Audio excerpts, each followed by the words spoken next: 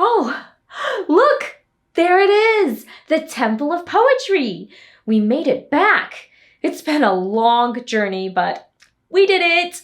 We successfully awakened all 10 Poet Guardians, restoring Verse Valley's poetic power, and learned a lot about poetry ourselves in the process. I sure hope all those Guardians made it here all right. Let's go check it out. Oh, hey, look, I think I see the Poet Guardians over there. 1, 2, 3... Yep, there's 10 of them. Looks like the whole gang is here. Welcome, my friends, to the temple once more. Thanks to you, our Poet Guardians restored Verse Valley's poetic power, and now young monks have arrived to learn poetry. Yet there is one last crucial task that I of you do wish to ask. Would you teach these little monks about what you have learned? Oh, absolutely! It'd be our pleasure to begin their poetry training. I thank you for your generous heart. Come find me when you're through, for we shall hold a poetry festival, and I'd like your poems in it too. A poetry festival? Sounds exciting. First, we'll need to teach these little monks about the poetry concepts we've learned in our journey through Verse Valley. Later, Haiku will tell us more about planning and writing some of our own poems for the festival. Now it's time to teach the next generation of Verse Valley's poetic talent. Let's go!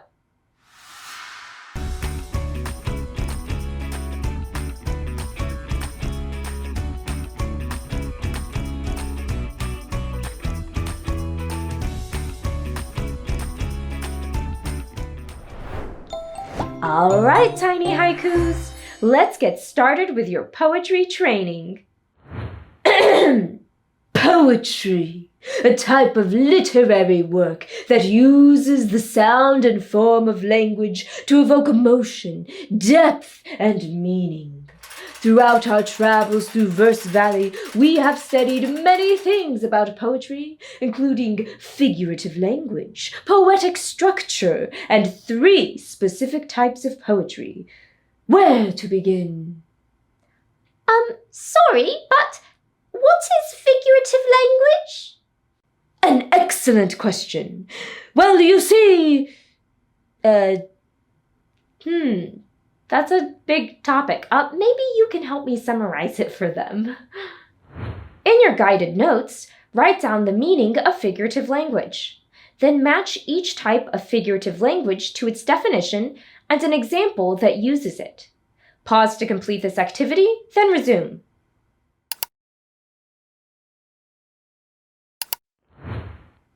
Okay, guys, so figurative language is when we use language to create meaning beyond the literal definition of words.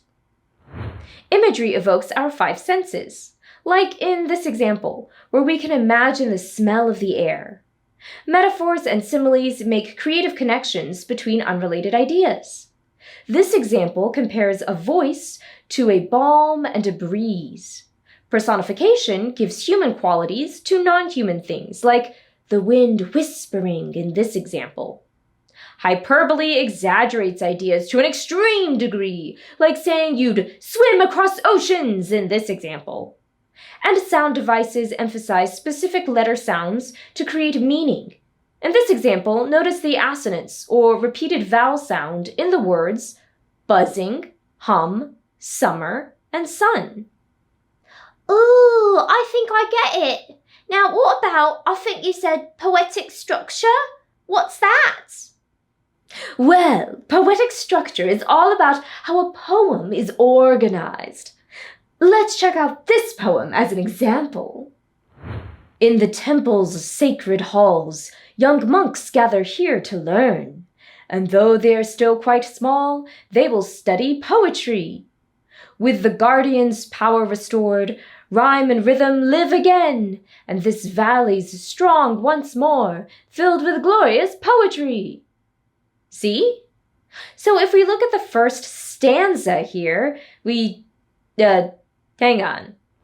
Oh, you guys probably don't know what stanzas are, huh?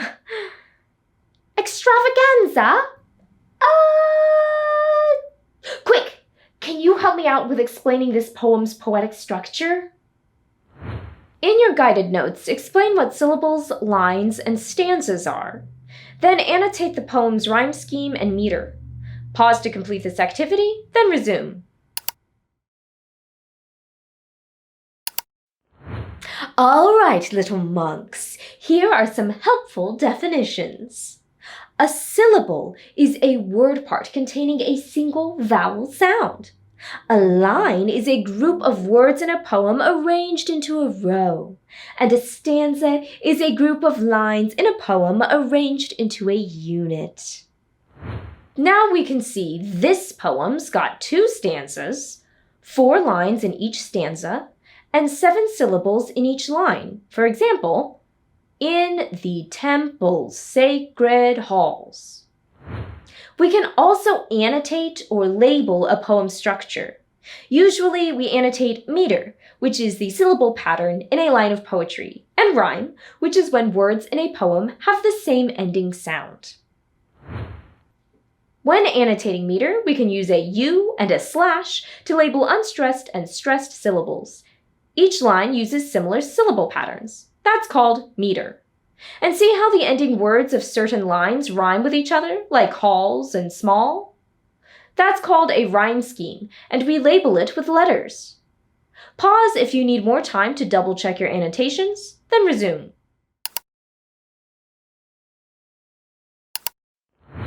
Nice work, guys. What else do you want to learn? Can you please tell us more about the 3 types of poetry you studied? Sure can. We studied ballads, lyric poems, and spoken word poems. They each have unique characteristics. Let's define these 3 types of poetry, then compare and contrast them to help the little monks understand each one. Match each type of poetry to its definition. Then answer the questions to complete the organizer in your guided notes. Pause to complete this, then resume.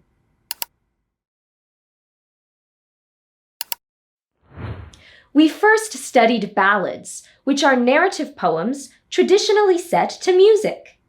Then we learned about lyric poetry, which is a type of poetry that expresses the personal thoughts and emotions of the poet.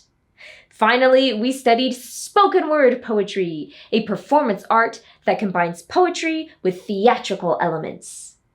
Both ballads and spoken word poems are meant to be listened to rather than read. But ballads traditionally use music to tell a story, while spoken word poems express the poet's personal feelings. Lyric poems express personal feelings too, but they're usually read rather than listened to.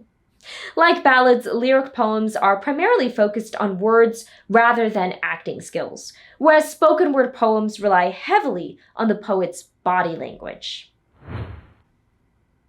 Pause to double-check your answers in your guided notes, then resume.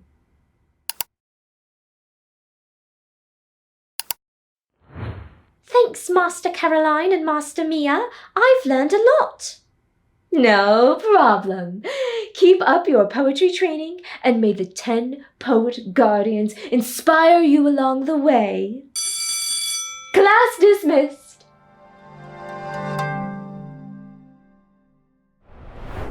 Hey, Haiku!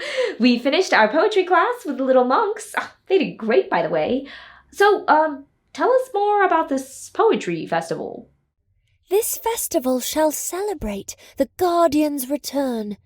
We'll dedicate this festival to you, for without you, poetry would be lost.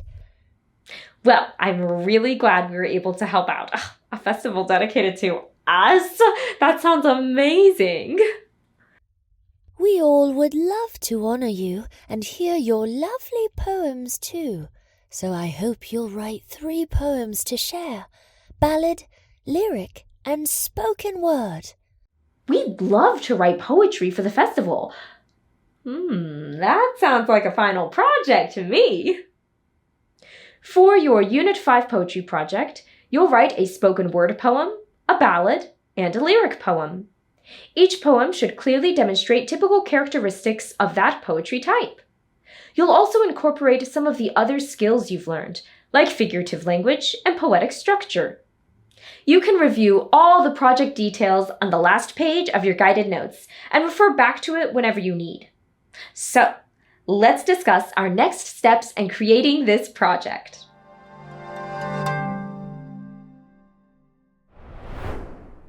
Over the next few days, you'll review poetry concepts studied in Unit 5. Using the skills you've learned, you'll plan and write your 3 poems. After that, you'll complete the online unit assessment. Next time, it'll be the grand finale of our Verse Valley adventure. We'll attend the Poetry Festival here at the temple and formally present our poems for haiku and the others.